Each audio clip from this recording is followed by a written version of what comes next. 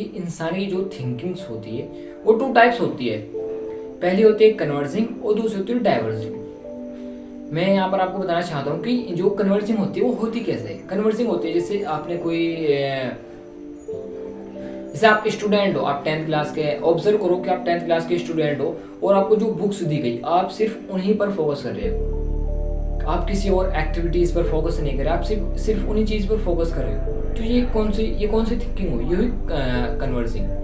Diverging कौन सी thinking होगी? Diverging होगी कि आपका जो कोर्स है आप उस पर फोकस कर रहे हो और जो अदर एक्टिविटीज हो रही है, कंपटीशन हो रहा है, आप उसमें पार्टिसिपेट कर रहे हो, तो ये क्या हुई? ये हुई डाइवर्जिंग। तो जो कन्वर्जिंग हुई, जो कन्वर्जिंग थिंकिंग है उसमें आपने क्या किया, 24 घंटे सबके पास है। जो डाइवर्जिंग सोचेगा उसके पास भी 24 घंटे, और जो कन्वर्जिंग सोचेगा उसके पास भी 24 घंटे। अब इसमें जो सबसे ज़्यादा बेनिफिट हुआ वो किसको हुआ?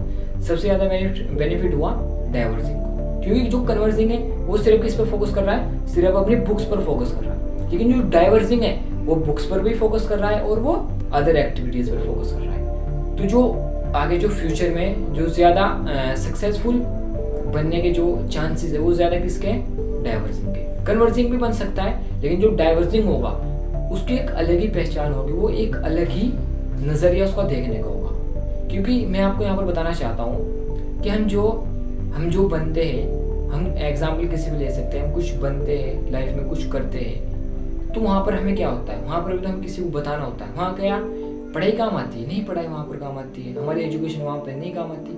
हमारी जो एजुकेशन है हमें उसका एक्सपीरियंस काम आता है। तो इसलिए अब आपको सोचना है, आपको क्या सोचना है, कन्वर्जिंग या डाइवर्जिंग। टाइम आपके पास है 24 घंटे डाइवर्जिंग के पास है और 24 घंटे कन्वर्जिंग के पास है। ये किसका? ये लेंस है। लेंस होता है, एक होता है कन्वर्जिंग और एक होता है डाइवर्जिंग।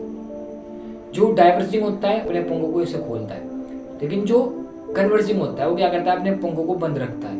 समझ रहे हो ना मैं क्या कह रहा हूँ? तो इसी तरह से अब आपको सोचना है कि आपको कन्वर्जिंग सोचना है या डाइवर्जिंग सोचना है। तो थैंक यू सो मच।